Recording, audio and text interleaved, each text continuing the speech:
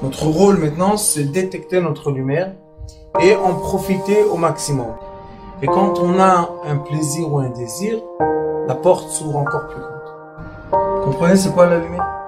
Lumière, amour. C'est pas important qui tu es, où tu es, comment tu es. Dieu t'aime.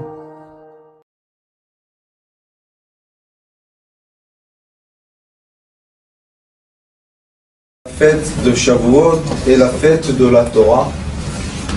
Et la fête de la Torah, il est écrit Dieu a regardé le monde, la Torah, et il a créé le monde. Maintenant, on doit se poser une question. Comment s'est fait cette création? Est-ce que cette création a été une création, comme veulent dire beaucoup de gens, que maintenant, il a dit, il y a un arbre, il y a eu un arbre, il y a une poule, il y a une poule, il y a une vache, il y a une vache, ou bien la création a pris un certain temps pour que tout ce qui doit exister se développe à son temps. On voit que dans les 10 commandements qu'on a reçus, Baruch Hashem, par Moshe Rabbeinu qui était dans le ciel, là-bas il y a les 10 commandements, et après Moshe Rabbeinu aussi a reçu une Torah écrite, et après la Kadosh Baruch Hu lui dit, tu vas écrire cette Torah en 70 langues et tu vas la donner à tout le monde. Cette Torah est la Torah qui est entre les êtres humains. Ça s'appelle la Torah orale, écrite, excusez-moi. C'est les 5 commandements qui sont à gauche, et les 5 commandements qui sont à gauche parlent de l'être humain, ne vole pas, ne tue pas, n'aime pas ce qui n'est pas à toi, et on a les 5 commandements qui sont les commandements divins. Anochi Hashem, lo yelecha, Kabel et avicha v'et imecha, il y a là-bas le Shabbat, okay? C'est les commandements qui sont les commandements divins. Est-ce que Akadosh Baruch Hu, qui est tout puissant et possible de tout, pourquoi lui-même a décidé de diviser cette sagesse qu'il a, qui s'appelle Mochin et Laïn? Pourquoi il a décidé de la diviser en 10 et nous donner 10 choses principales, et après nous donner une autre Torah, que dans cette Torah-là, il y a beaucoup de mots, et tous les mots sont écrits à la racine d'une lettre qui s'appelle Yud. Et on voit que, en effet, Akadosh Baruch Hu nous a montré qu'il a les forces concentrées et les forces d'unité. D'accord? Il y a une lumière très forte qui s'appelle la lumière divine, et on voit que cette lumière-là a eu un choix de quoi? De ne pas s'imposer dans le monde comme elle est, mais de se diluer. Est-ce que cette lumière-là, elle a été perdue dans la force qu'il a écarté, et vous savez que quand on prend une torche et on illumine le vide, on voit rien du tout. Vous allez à la plage, vous prenez une torche et vous illuminez l'air qui est devant vous, vers la plage. Qu'est-ce que vous allez voir? Rien. Rien du tout. Ah bon? Rien. Vous allez vous retourner vers le mur, vous allez illuminer le mur et vous allez voir beaucoup. Parce que la lumière, elle a un caractère qui est très intéressant. Elle va avec aucune force nulle part, où on ne la veut pas, elle n'existe pas. Et quand on projette la lumière, elle s'écarte. La différence que tous les autres matériels qui se contractent. La lumière, elle se diffuse. À la fin, on voit seulement des toutes petites parties de lumière, toutes petites parties. Les photons sont toutes parties. Et ces photons-là, qu'est-ce qu'ils ont dedans? C'est ça la question. Est-ce que Baruch Hashem Akadosh Baruch Hu, le jour très puissant Matan Torah, Chag HaShavuot, est-ce que Akadosh Baruch Hu, cette lumière qu'il a donnée, est-ce qu'elle atteint toute existence ou pas? C'est ça la question. Il y a des façons qu'on peut penser que non, il y a des façons qu'on peut penser que oui, mais ce qui est le plus important, c'est dans la vie, quand on dit quelque chose, il faut le prouver. On ne peut pas dire des choses comme ça. Alors je vous ai emmené ce schéma. J'ai une certaine façon d'expliquer ce que je vous montre là, que cette façon-là veut dire qu'en effet, tout est tout le temps dans le reflet de tout. On voit tout dans tout, et tout a le reflet dans tout. Rien est caché, sauf la seule différence, c'est est-ce qu'on comprend le code de langage qu'il y a entre tout et tout. Dans les livres de Kabbalah, il est écrit que Akadosh Baruch Hu, ça s'appelle Or, lumière. Et la lumière, c'est l'éclairance qu'on a dans notre cerveau.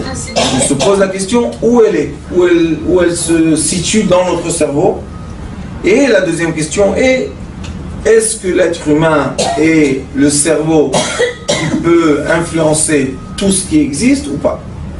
Quand on étudie la physique quantique, quand on étudie ici la médecine quantique, on dit, et on doit prouver aussi, mais on dit que le cerveau humain a l'influence sur tout.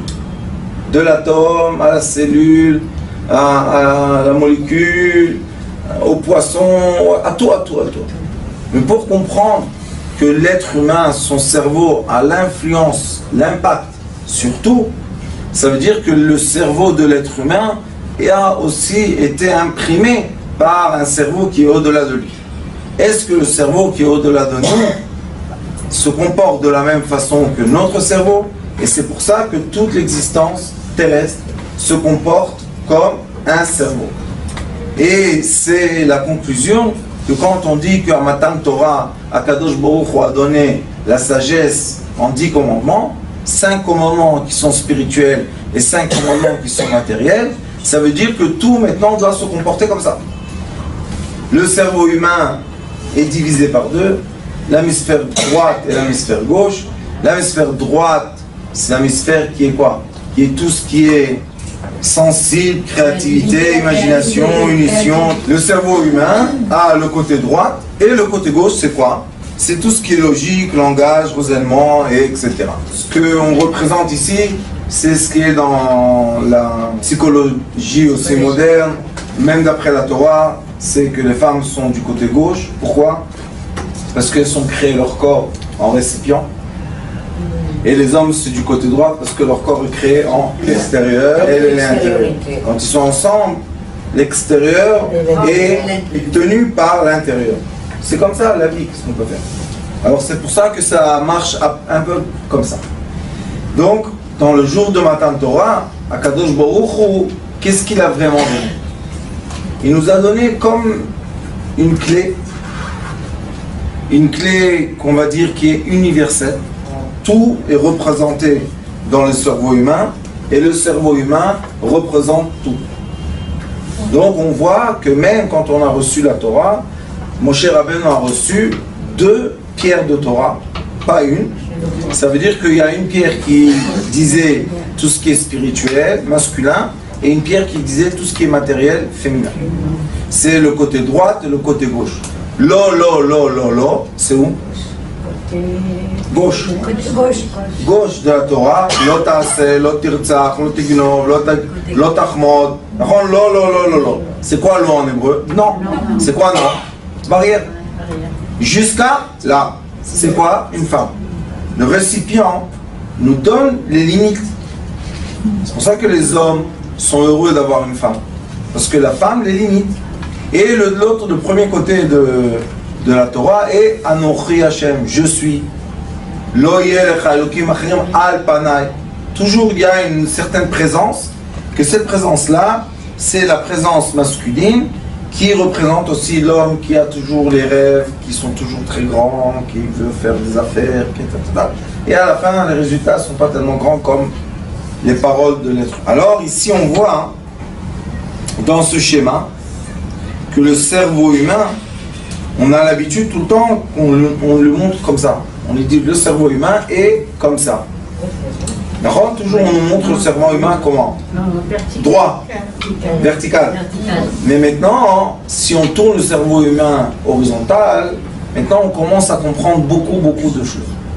Comme le côté gauche est en bas et le côté droit est en haut, maintenant on a mis le cerveau humain et on l'a imposé ou on l'a imprimé sur l'atome, sur la molécule, sur la cellule, sur l'os, sur les minéraux, sur les végétaux, sur les volailles, sur les poissons, sur les mammifères.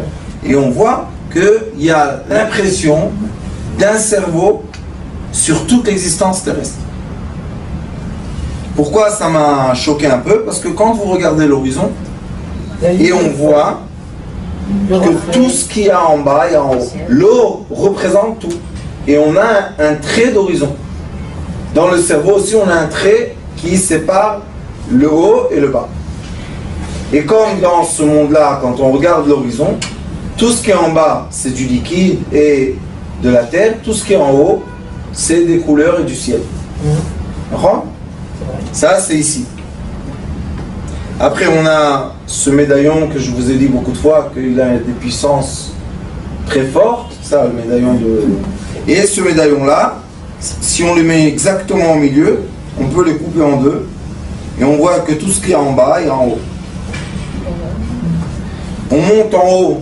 Ça, c'est notre cher ami Chai qui m'a dit, Rav, c'est pas seulement en bas, c'est en haut aussi. Je lui dis, montre-moi. Il m'a dessiné la galaxie de lumière et le trou noir d'énergie. Et on voit qu'eux aussi, ils sont ronds. Ils se divisent par deux, exactement. Et maintenant, on a le côté haut et le côté bas. Donc, tout ce qui est en haut existe en bas. Il a mis d'un côté galaxie solaire, de l'autre côté un trou noir dans l'espace. Et dans l'espace, tout se comporte comme en dessous du ciel.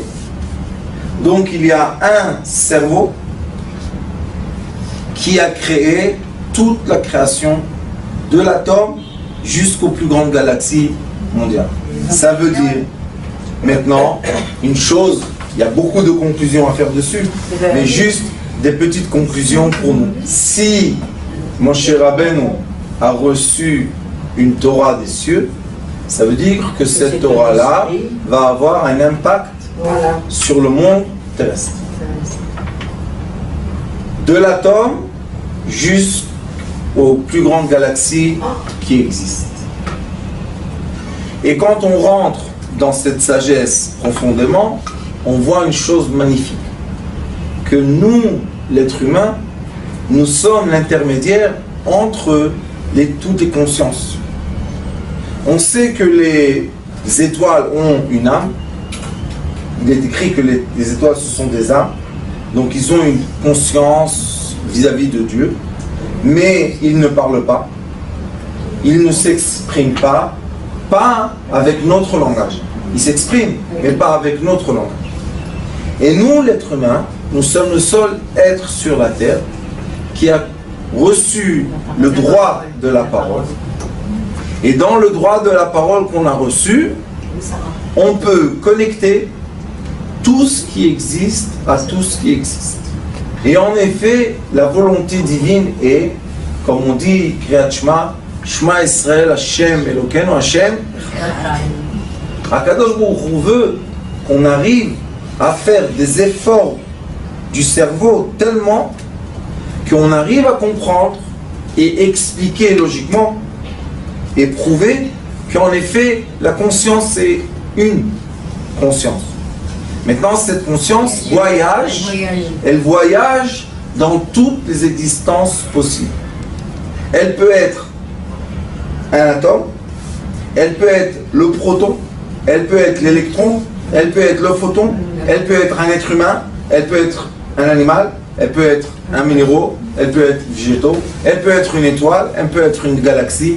On peut l'imprimer partout et commencer, ce qui est le plus important à comprendre, connecter avec tout ce qui existe. Parce que dès que je mets ce schéma sur une fleur, sur un fruit, sur un manger, sur une lettre, sur tout ce que je vais mettre qui existe, je vais mettre le schéma, je vais avoir la possibilité de parler avec lui. Pourquoi? On est influencé partout et on peut influencer tout. Nous sommes la connexion entre une sagesse et l'autre qui n'ont pas forcément le même langage. Mais nous, l'être humain, comme Baruch Hashem, on a eu la chance de la parole et on peut communiquer les uns avec les autres, on peut se dire des choses, on peut étudier des langues, on peut avoir des idées gigantesques et on peut parler avec une petite fourmi. Un être humain avec son même cerveau, il peut inventer l'Internet et de l'autre côté, il peut avoir une difficulté de manger une glace. Le même être humain. On se dit, mais d'un côté, tu es un génie, vous savez, les gens, professeurs, ils vous disent des équations de... Tu te dis, oh, et à la fin, on lui dit, monsieur, pourquoi vous êtes dans une dépression? Parce que mon chat, il veut plus manger. Alors on se dit, qu'est-ce qui se passe ici? Ça va pas la tête? Ça va très bien la tête. Exactement. La tête va très bien. Pourquoi? Parce qu'il se comporte exactement comme notre tête est créée. Il y a un côté droite qui est un côté super grand et il y a un côté gauche qui est un côté étroit, qui veut dire je veux formaliser tout ce qui est autour de moi. Je veux transformer toute sagesse en forme d'étude, en forme de logique que je puisse comprendre. Et ça, c'est un grand cadeau qu'on a reçu ce jour-là de Shavuot. Il est écrit que la nuit de Shavuot, c'est pour ça qu'on fait le tikkun toute la nuit, on reste éveillé, et le matin on fait la prière très tôt. Il est écrit que dans la nuit de Shavuot, le Keter, qui est le summum des 10 attributs, se révèle où? Dans le Malchut, dans la tribu la plus basse, on va dire. Mais quand on étudie Sefer Yetzira, on voit qu'il est écrit là-bas que le Keter et la Malchut, ils sont le Keter et la Malchut. Qu'est-ce que ça nous donne, vous savez? Au lieu de regarder un trait droit, on doit voir une hémisphère fermée. Si le Keter est la Malchut et lui c'est le plus haut, elle c'est la plus bas, donc ils se rejoignent. Et comme ici il y a des sphères, alors il ne peut pas les dépasser. Qu'est-ce qu'ils font? Autour. Ils se joignent comme ça. Ils se contournent. Ça veut dire que ce monde-là est rond, pas par hasard. Il y a une bonne raison.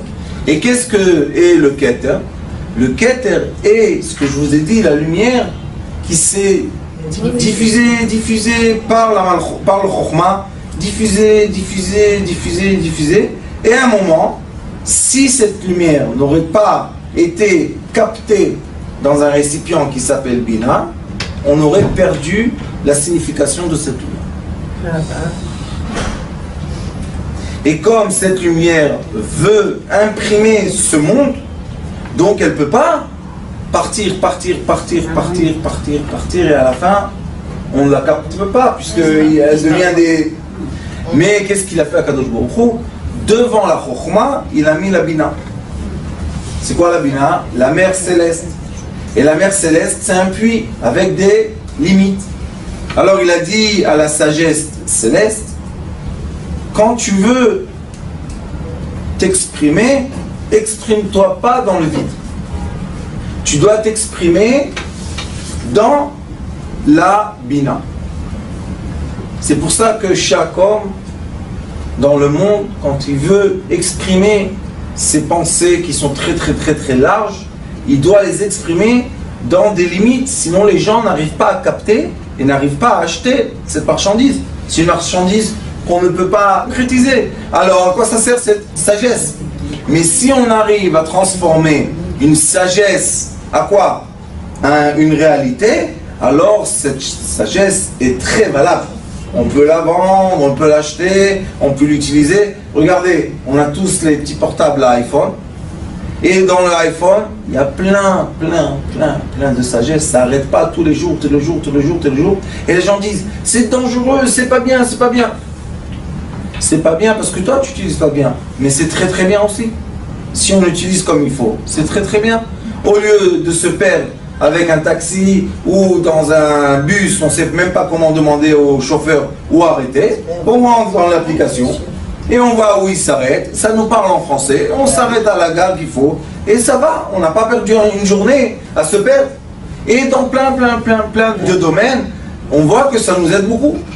Sauf la question est, comment on applique la sagesse céleste?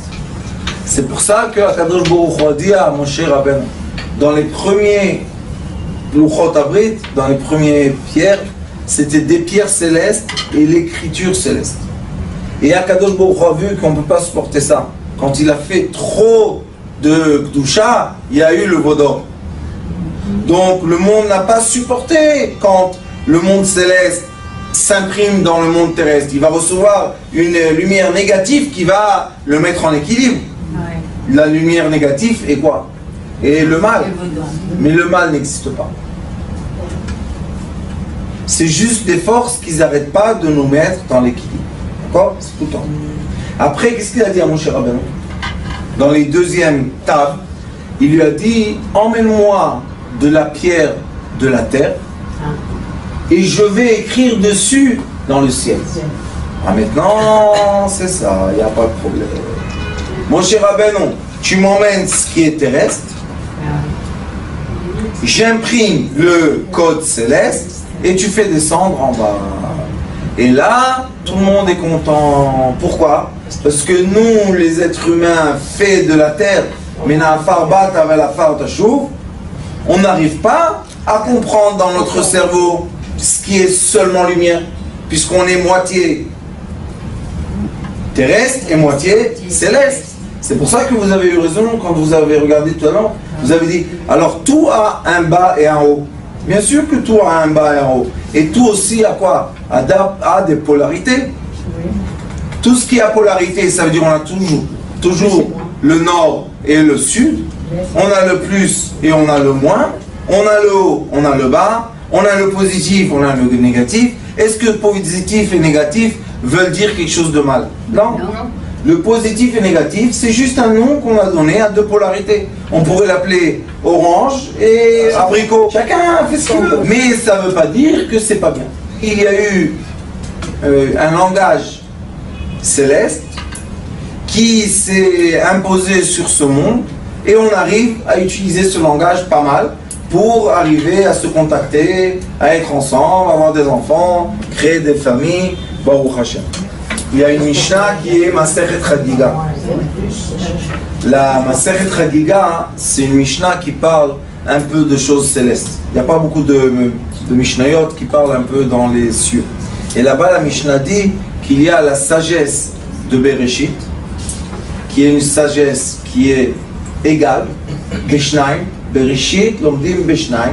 Ça veut dire qu'il y a toujours une équation qui a au milieu égalité, et l'égalité est un signe de deux traits. Pourquoi deux traits? En haut et en bas. Égal. S'il fait deux traits, pourquoi tu dis égal? Parce qu'il représente égalité entre deux, le bas, pôle nord, pôle sud, l'est et l'ouest, tout s'égalise partout. Ça, c'est la mathématique. Après, il est écrit il y a une sagesse qu'on peut étudier seulement seul. Mais même quand on étudie tout seul, est-ce qu'on étudie avec notre cerveau ou pas? Oui, on utilise le cerveau. Mais si on a étudié une sagesse tout seul et on n'arrive pas à la faire entrer dans une équation pour l'enseigner aux autres, mon Rav, Mordechai Zatzal disait que cette sagesse-là n'est pas valable dans ce monde. Je peux enseigner seulement ce qui est logique. Mais on voit que l'enseignement évolue de génération en génération. Nous avons des enfants japonais, chinois, à l'âge de 6 ans, 7 ans, ils travaillent à NASA. Déjà, ils programment des ordinateurs que nous, on ne sait même pas qu'ils existent encore. Eux, déjà, ils les programment. C'est quoi ça? C'est transformer la sagesse céleste en équation terrestre. Grâce à quoi? Grâce à ce cerveau magnifique qu'on a, qui est un côté gauche et un côté droite. Et si vous regardez intérieurement dans ce côté gauche et côté droite, si vous allez effacer les couleurs, vous allez recevoir ici au milieu, dans le noir, vous allez recevoir le signe de l'égalité. Maintenant, se pose la question. où passe le savoir qui est égal.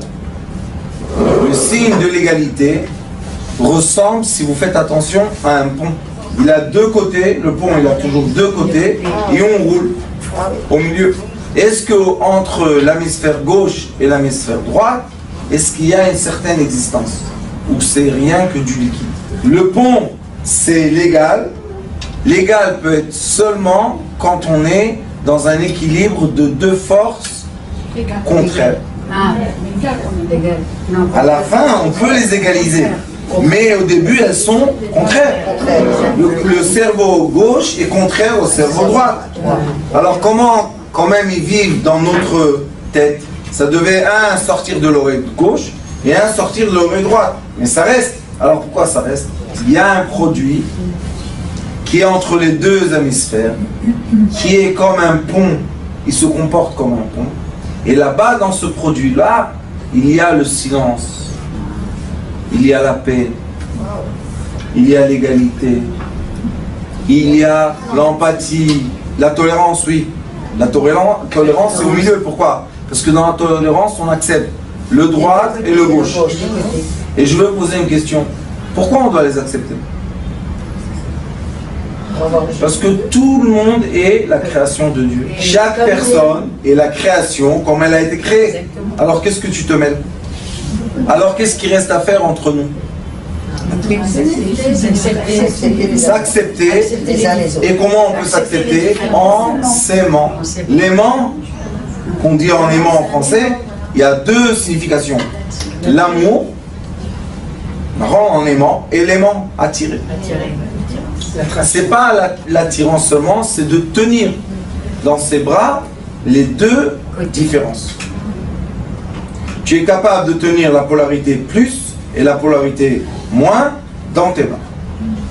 Est-ce que dans notre corps il y a une polarité aussi? Pourquoi? Le cœur, quand il pousse le sang, il le pousse dans les artères, pas dans les veines.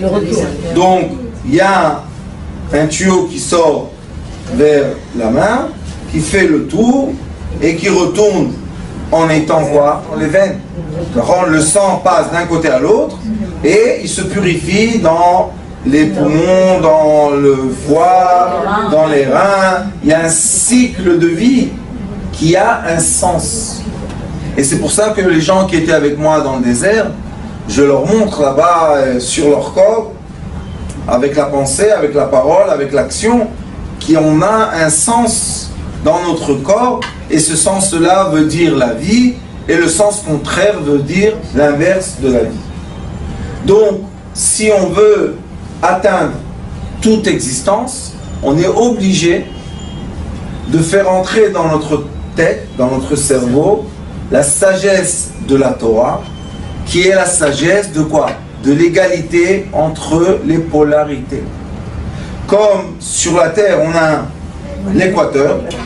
L'équateur est le trait de quoi? Du milieu, qui veut dire je fais l'équilibre entre les deux polarités. Dans ma tête, j'ai le milieu, ça s'appelle le troisième cerveau, qui fait encore une fois l'équilibre entre les deux polarités. Et dans l'atome, et dans la molécule, et dans la cellule.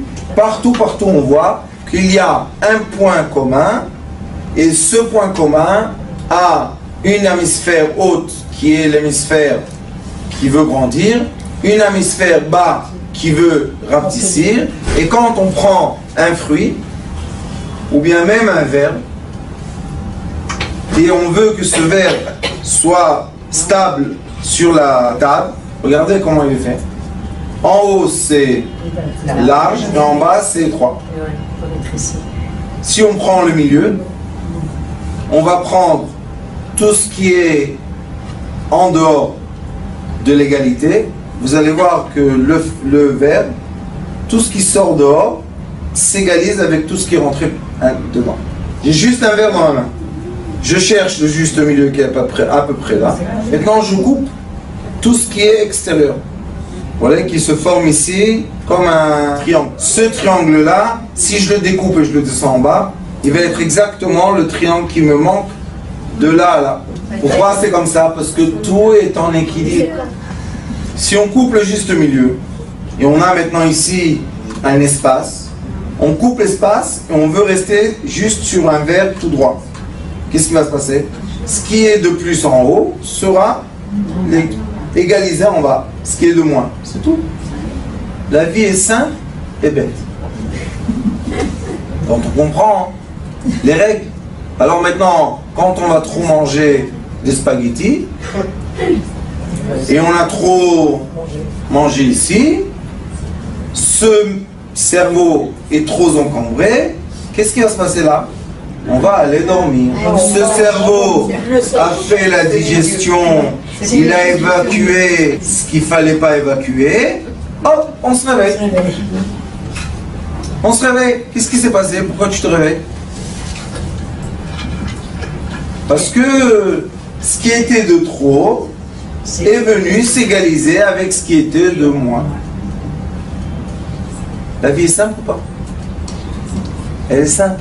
Donc si on va dire à quelqu'un chantage au sentiment, il ne faut pas être étonné que cette personne-là va après nous donner un coup dans nos sentiments.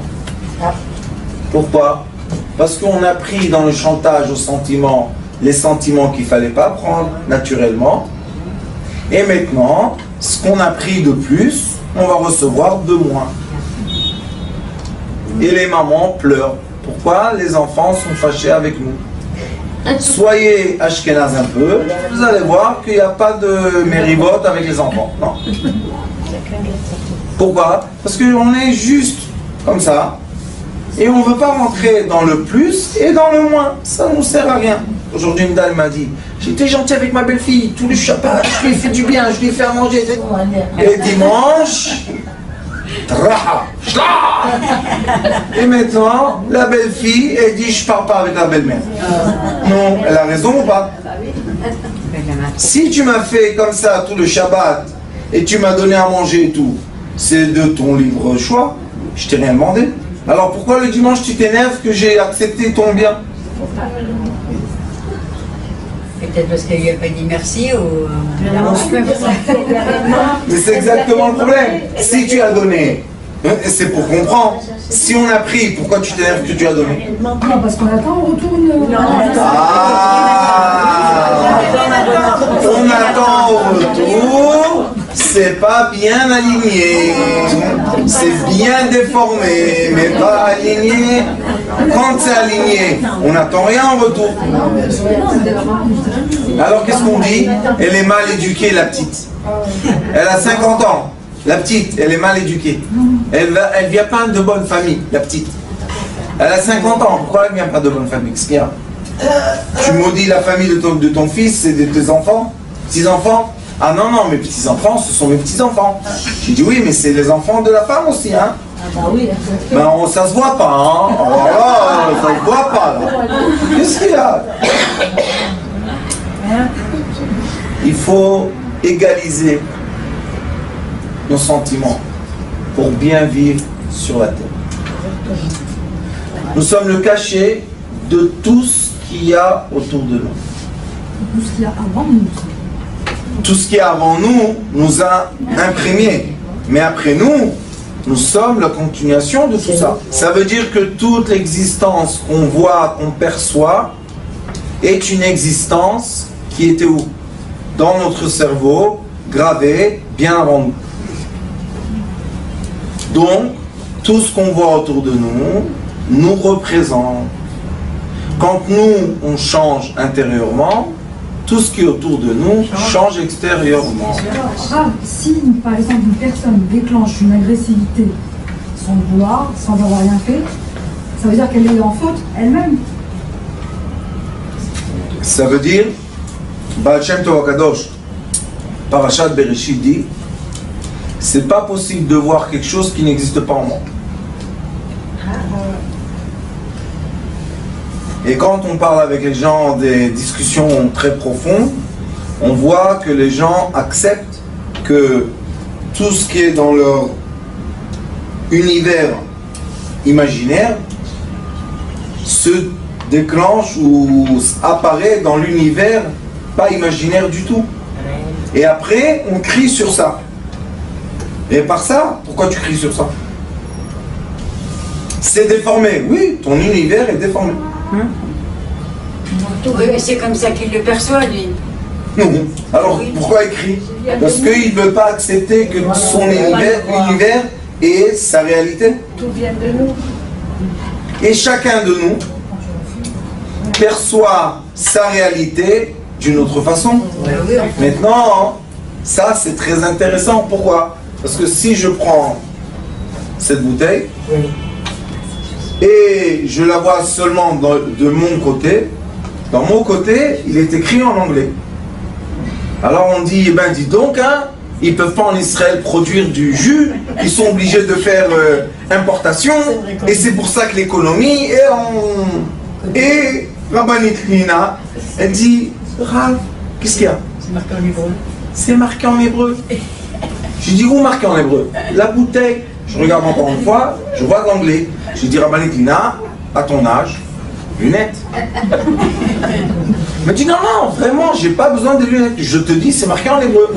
Et on peut se disputer comme ça, des générations et des générations. C'est ce que l'être humain fait quand il ne veut pas croire ou comprendre que notre cerveau est créé pour unir l'existence et non pas pour la séparer. La preuve que dans une tête qu'on a, qui nous équilibre notre vie, on a le côté droite et le côté gauche qui sont complètement à l'opposé l'un de l'autre. C'est le pôle nord, le pôle sud, c'est la polarité plus, la polarité moins. Alors au lieu de dire non, non, non, non, non, on doit utiliser le cerveau et le dire oui, oui, oui. Rabbanit Lina, je tourne la bouteille et je veux regarder ce que toi tu vois. Et quand je tourne la bouteille, qu'est-ce que je vois? C'est écrit en hébreu. Oh oh. Alors pourquoi tu as crié des années que ça n'existe pas en hébreu? Parce que tu as reçu des calories de Yetzer Hara ou Yetzer Tov, et au lieu de les utiliser de façon positive, tu les as utilisées de façon négative. Quelle est la façon négative d'utiliser les énergies? C'est se séparer. Quelle est la façon positive d'utiliser les énergies? C'est s'être unis. L'union. Tout le temps rapprocher tout. Jamais écarter et séparer. Tout le temps rapprocher les choses. Et quand les choses sont proches, il y a un vocabulaire, il y a une connexion. La connexion fait la force. Cette force-là, c'est une force qu'on a besoin, c'est une force vitale. D'accord?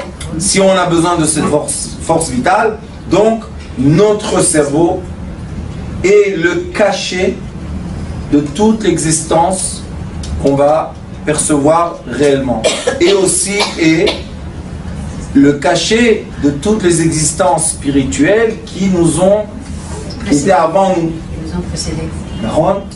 Alors maintenant on peut comprendre pourquoi le cerveau est rond. Parce que la Terre est ronde.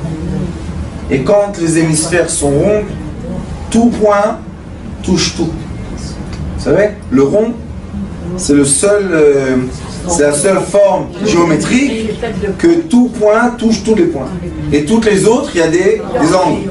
Et les angles font que cette énergie va par là, cette énergie va par là, et ils ne vont jamais être ensemble. Mais dans le rond, tout touche tout. Alors c'est pour ça qu'on doit savoir. Erev Chag HaShavuot, qui est la fête de Kabbalah de la Torah, on est dans le monde de la Malchut, qui est le monde de quoi? Terrestre, et le monde de la Malchut représente le monde céleste du Keter. L'atome est créé exactement comme quoi? Comme la galaxie, notre galaxie de notre soleil. Tout tourne autour d'un soleil très fort. Dans l'atome aussi, il y a un soleil très fort au milieu qui tient tout. Dans la Terre, il y a au milieu un soleil très très fort qui est très très chaud, qui tient tout. Donc tout est tenu partout. pense maintenant comme tu veux ou comme tu as besoin. Hein? Rêve les bonnes choses qu'il faut rêver, tu vas les trouver dans la réalité. Tu rêves, tu navigues dans un espace qui est négatif, tu vas recevoir un monde négatif. Mais comme il y a un pont au milieu, tu peux toujours passer du positif au négatif et le négatif au positif. Disait mon grand-père, le Cohen Djerbien, il avait les mains comme ça, vous connaissez les mains de Djerbien, grandes comme ça. Alors il disait, mon fils, le juste milieu. Il faisait toujours comme ça avec ça. Le juste milieu. Maintenant, je commence à comprendre, parce que dans le studio aussi, c'est la médecine qu'on enseigne, on a un trait au milieu de la main. Ouais. Il y a un trait qui coupe la main en deux. Ce trait-là représente le haut et le bas. Si je pense de façon logique, je suis en bas du trait. Si je pense de façon rêve, imagination, je suis au-delà du trait. Ouais, regarde au milieu. Il y a un trait au milieu de la main. Oui, exact. Voilà, c'est ça, voilà. Pourquoi il y a un trait au milieu de la main? Mets le trait en bas, mets le trait en haut. Pour nous montrer que quoi? Que le monde est divisé par deux. Et aussi dans la main, on a deux hémisphères, supérieur et inférieur. J'espère que ce cours de Torah qui explique un peu ce grand secret que Bezrat Hashem on va développer ensemble, vous donne la sensation, un aperçu du monde qui nous entoure, qui veut dire qui est quoi? Le miroir de l'espace qu'on a dans le cerveau nord. Et si dans le cerveau nord, on ne change pas d'hémisphère, on ne change pas de sphère, on ne change pas d'univers, alors le cerveau sud, le cerveau gauche, ne sait rien faire. Il sait, mais il ne sait pas changer. Pour changer, il a besoin de nous qu'on change. Qu'est-ce qu'on doit changer? La racine du changement? La pensée. Après, la parole. Après, l'action. Quand on est arrivé à l'action, disent les sages, 40 jours, tu as fait une action mécanique, elle devient ta nature. Tu ne dois plus faire d'efforts. Ça devient ergen et parlioteva. Alors, est-ce qu'on peut dire qu'il ne nous a pas donné dans notre cerveau toutes les façons pour se transformer en ce qu'on veut? Bien sûr qu'il nous a donné. Toutes nos actions sont la transformation de toutes nos pensées. Baruch Adonai Leolam. Amen.